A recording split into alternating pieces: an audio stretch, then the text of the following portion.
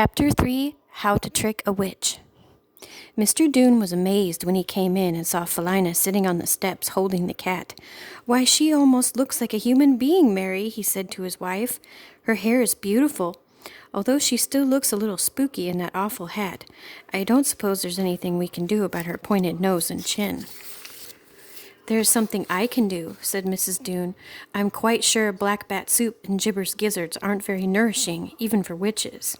She has refused to eat all day, so I fixed an extra special supper. The poor little thing seems half starved." So Mrs. Doone and Lucinda set the table together. They put a big platter of steaming chicken and dumplings. They brought in vegetables and salad and ice-cold milk. For dessert there was peach cobbler and ice cream. "Come, little witch," Mrs. Doone called then, "and eat your supper." But the little witch refused to come. "You can't make me eat," she said, stamping her foot and glaring at the good food. "Nobody's going to make you," said Mrs. Doone with a smile. Philina crawled under the dining room table. The family sat down to eat. First Mr. Doone said the blessing. Then he served the chicken and dumplings and vegetables. This is the best chicken I ever tasted," said Lucinda. "The dumplings and gravy are delicious," said Mr. Doone. "The finest baked squash I ever tasted," said Lucinda's mother, "if I did bake it myself." For a while nothing was heard but the sound of forks scooping up the food. The smell of the delicious things to eat drifted over the edge of the table and made the little witch's nose twitch. Then Mr. Doone reached for the dumpling platter and brought up a gizzard. "I do believe that looks like a Jibber's gizzard, Mary," he said. "It certainly does." And all at once a spooky little black hat appeared above the edge of the table. The little witch edged slowly towards the empty chair and slipped into it. In a twinkling, Mr. Doone dropped the savory gizzard onto Philina's plate. He heaped chicken and dumplings beside it.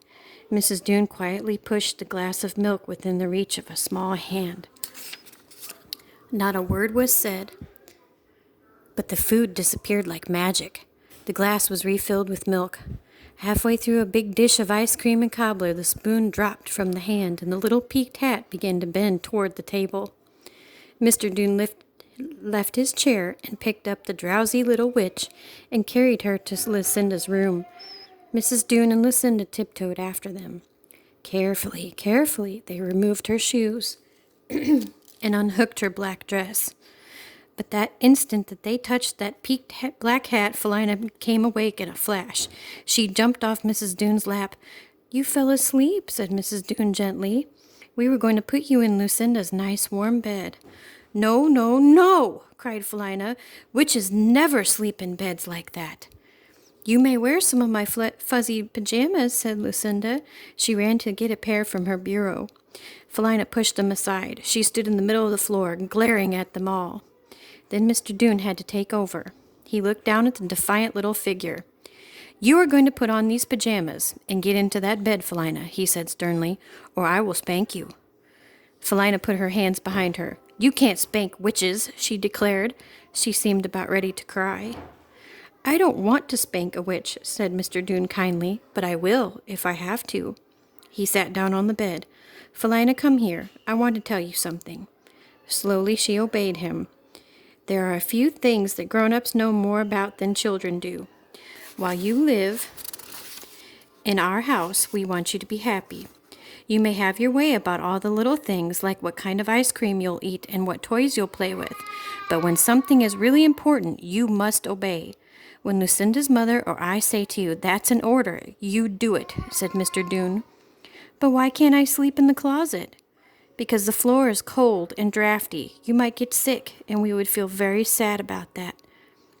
"You would?" She stared at him from her sharp green eyes. "We certainly would," said Mr. Doone. "Now get into those pajamas and crawl into bed, and that's an order."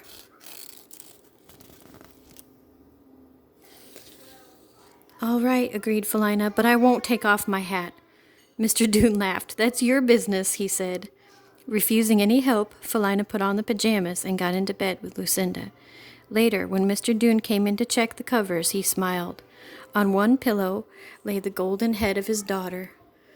On the other, her hat askew, the dark head of Philina. Beside her, curled up in a black ball on the coverlay, was Ichabodi. Chapter 4. Philina Goes to the Store. Mr. Doone worked for the local newspaper. The next day, when he went down to the office, he put this ad in the paper. Found one small witch with green eyes and black hair. Anyone interested, contact George Doone on Mockingbird Lane. He had already reported the matter to the police, and they asked him to bring Philina into the station for investigation. So Philina went with Mr. Doone in his peacock blue sports car.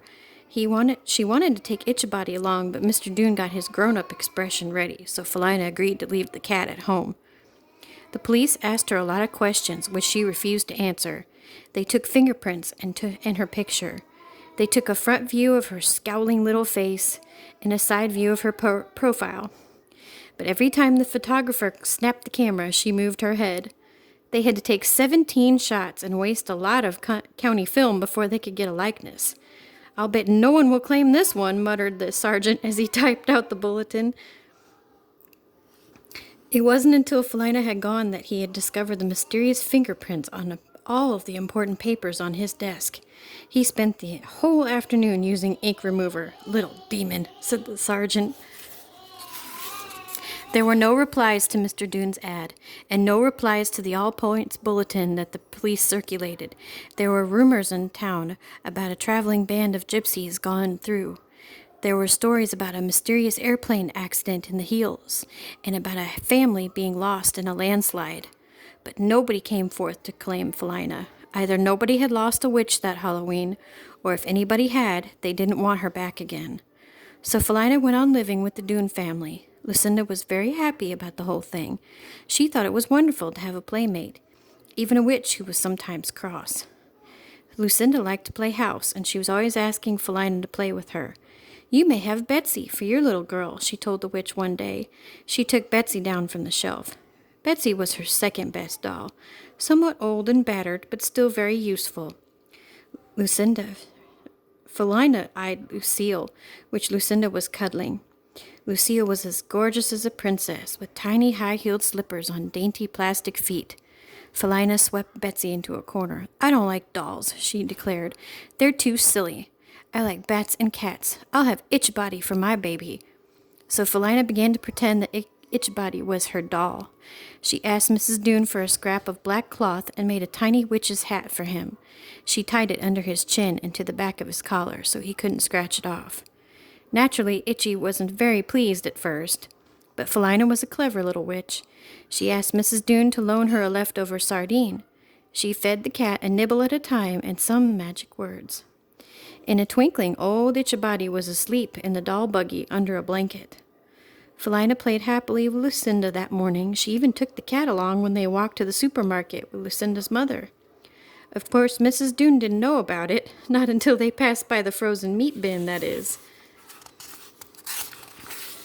Itchabody must have got a whiff of something good, because he suddenly leaped up out of the doll buggy and landed slam in the middle of the smoked herring tray. It looked delicious, and it must have smelled delicious, but it was hard to get at because it was frozen solid. So Itchabody kept scratching and digging and licking, trying to loosen the fish, and Philina stood by waiting patiently for him to get through, while Lucinda and Mrs. Doone went on. Philina reached over and helped a little, and finally the two of them got a lovely herring free. But meanwhile, something tragic had happened. The end of Itchabody's tail had gotten into some spilled liquid and froze fast to the freezer. When he grabbed up his fish and tried to run off with it, he discovered he was now a prisoner. Now the cat had always been treated with kindness. He couldn't understand what had happened, so he let a terrible, horrible yowl and jumped in the air. But he was held fast, so he screeched again. "Mother, mother," screamed Lucinda, running back. "Itchabody's getting frozen up." "Itchy, Itchy," cried the little witch, "come to Philina." At the sound of her voice, the cat howled again, and Philina scrambled up into the freezer bin to his rescue. Now all the customers in the store came running. The manager came running. The manager tried to grab poor Itchabody, but the cat hissed and scratched. He tried to grab Philina, but she hissed too. Then Mother came running from the soap department. When she saw what was happening, her face got all red. "Get out of there, Philina," she cried. Then a big man who was eating a triple-decker cherry cone began to laugh. He laughed so hard he choked on a cherry and began to splutter. His wife had to stop watching the excitement and pound him on the back. "Get that cat out of my freezer!" cried the manager. "Get that kid out of here!" "That's not a kid," said Lucinda helpfully. "That's a real live witch. She belongs to us." By now, Felina was sitting on a frozen turkey with the cat in her lap. The part that wasn't stuck, that is. She was crooning a little witch's song, trying to console Ichabody, whose tail was slowly freezing.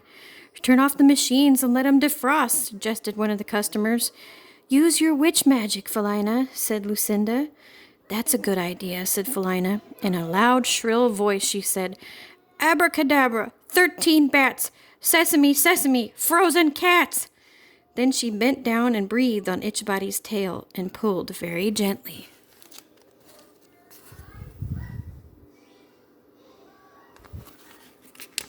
Suddenly, the black cat sprang free. He grabbed a smoke herring, bounded out of the freezer, and ran to hide behind a bin of onions. "Get that kid out of here before she gets stuck," shouted the manager. He probably would have torn his hair, except he didn't have any. Then poor Mrs. Doone lifted Felina out of the meat bin. Lucinda ran to catch Ichabody and knocked over a great pile of canned tomatoes. Mrs. Doone's face was redder than ever when she finally gathered them all together, cat, witch, girl, and all. She shooed them out of the market. "I forgot my doll buggy," wailed Lucinda. "I'll get it," said Mrs. Doone. She was so angry she could hardly speak. "But don't you ever bring that cat to the store again," she said to Lucinda and Felina. "If you do," she added, I'll spank you both till you can't sit down." It wasn't at all like Mrs. Doone to become so angry, but she was only human. Ichabody just looked up at her and whined. He wasn't very happy because he had lost his herring. Lucinda and Felina were very quiet. Mrs. Doone went back to the store to settle her bill for groceries and pay for damages. By the time the manager had calmed down and was picking up cans of tomatoes, 2 for 25 cents, "Accidents will happen, Mrs. Doone," he said, but his manner was pretty chilly. And after that, Mrs. Doone only traded at that supermarket on Wednesdays. That was the manager's day to go to the Kiwanis Club. We'll be back for Chapter 4.